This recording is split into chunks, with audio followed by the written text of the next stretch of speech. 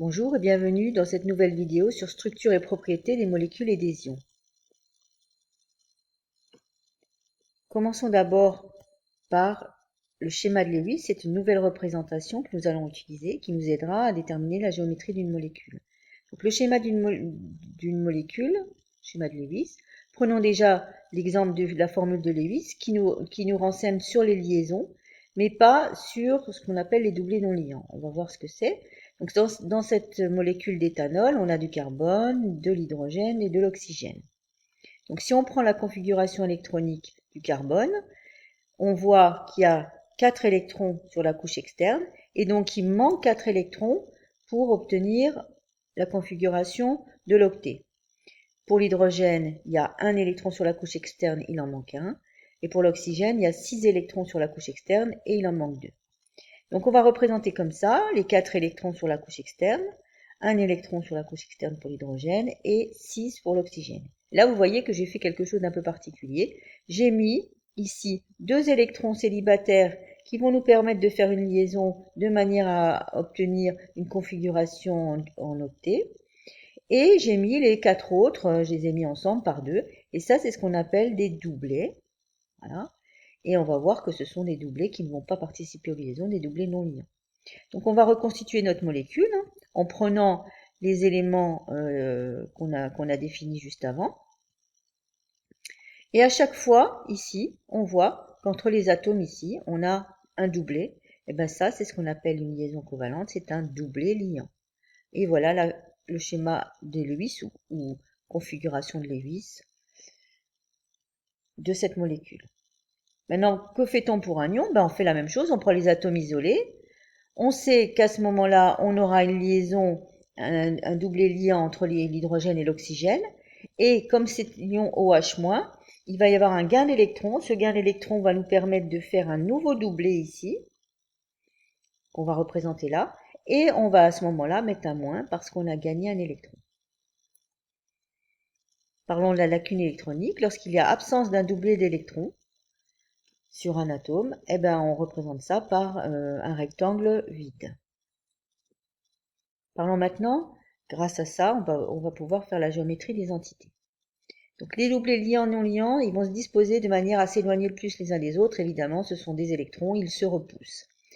Lorsqu'il y en a 2, ils se repoussent, se mettent l'un en face de l'autre. Il y en a 3, ils s'éloignent le plus possible avec un angle de 120 degrés.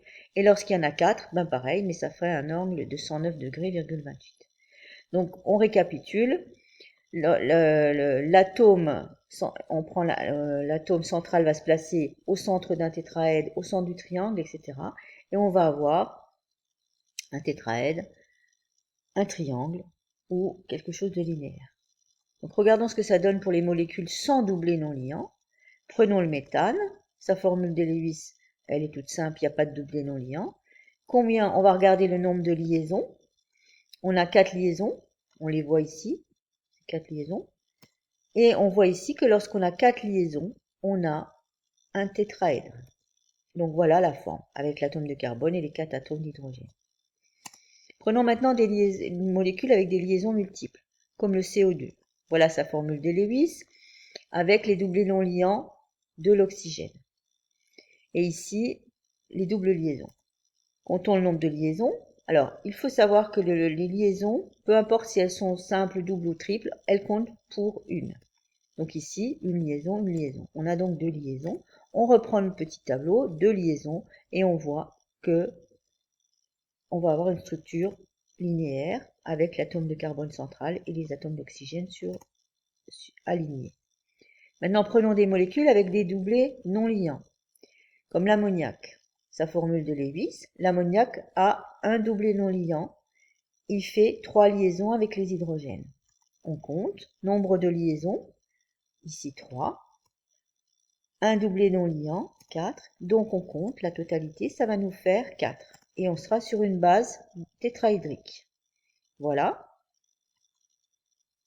Le doublé non liant ici, il est là. Il occupe la position, il est sur un sommet ici. Il n'apparaît pas parce que il n'existe pas vraiment, mais il repousse, comme il est négatif, il repousse aussi les doublés ici. Et donc, la molécule est comme ça, et on dit que cette fois-ci, elle est pyramidale. Prenons encore un autre exemple, la molécule d'eau. Voilà la molécule d'eau, nombre de liaisons 2, nombre de doublés non liants 2. On arrive encore à 4, on est encore sur une structure tétraédrique ici. Et là, on va avoir ici les deux doublés non liants, par exemple ici, et les deux atomes d'hydrogène vont se placer ici. Voilà. Et on dit que cette molécule est coudée. Parlons maintenant de ce qui est la polarité des molécules. On a vu la géométrie, maintenant la polarité. Et commençons d'abord par parler de la polarisation des liaisons. Et pour ça, il faut introduire une nouvelle notion qui est l'électronégativité. C'est la capacité d'un atome dans une molécule à attirer vers lui les électrons des liaisons qu'il forme avec d'autres. Alors l'électronégativité, si on regarde par rapport au tableau, elle augmente sur une colonne, du bas vers le haut, et elle augmente aussi de la gauche vers la droite. Donc l'atome le plus électronégatif, il se trouve ici, c'est le fluor.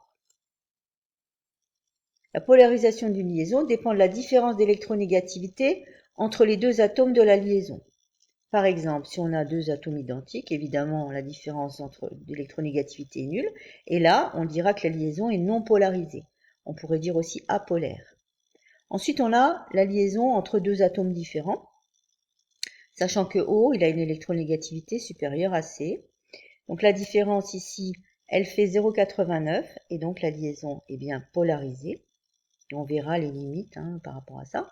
Et à ce moment-là, si elle est polarisée, ça veut dire qu'il y a des pôles et on va donc marquer des charges partielles. Une charge partielle positive sur l'élément le moins électronégatif et une charge partielle négative sur l'élément le plus électronégatif.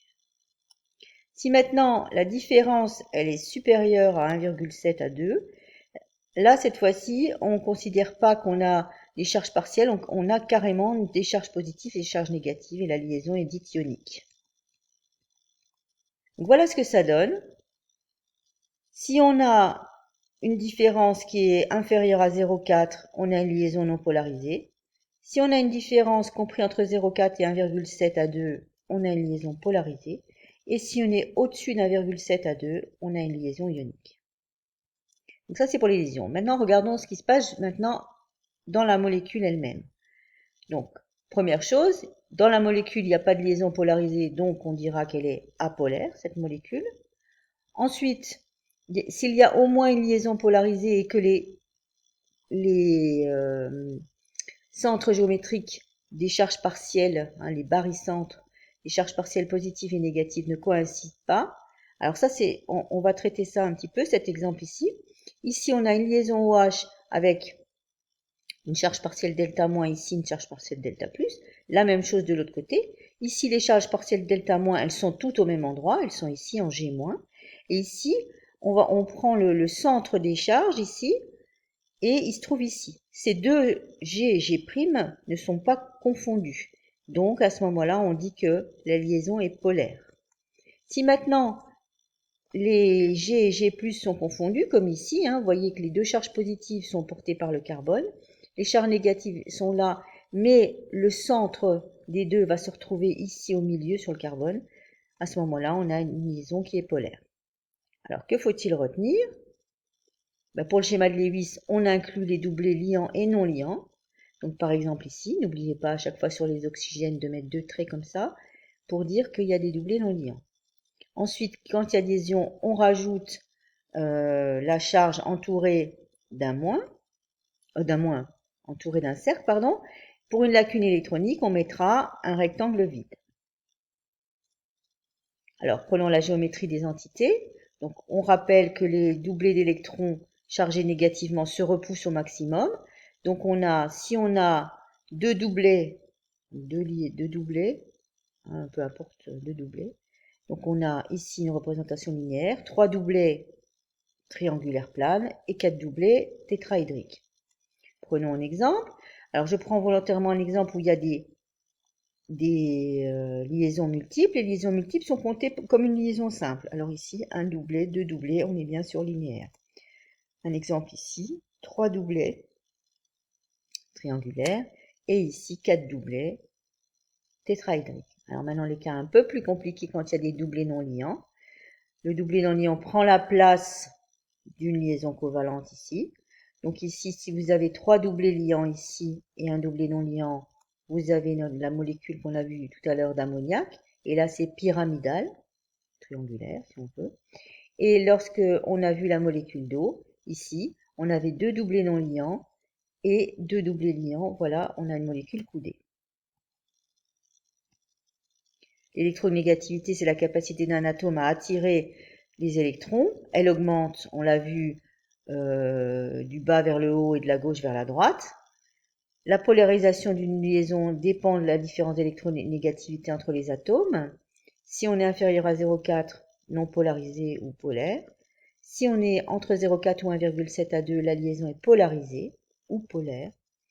Et si on est supérieur à 1,7 à 2, la liaison est ionique. Pour les molécules, on tient compte cette fois-ci de la géométrie de la molécule et de où se trouvent les charges. Donc polaire lorsque les barycentres ou lorsque les centres respectifs des charges positives et négatives ne coïncident pas, on a une molécule. Apolaire lorsque soit il n'y a pas de liaison polarisée ou quand les barycentres des charges positives et négatives coïncident. Merci de votre attention et à bientôt.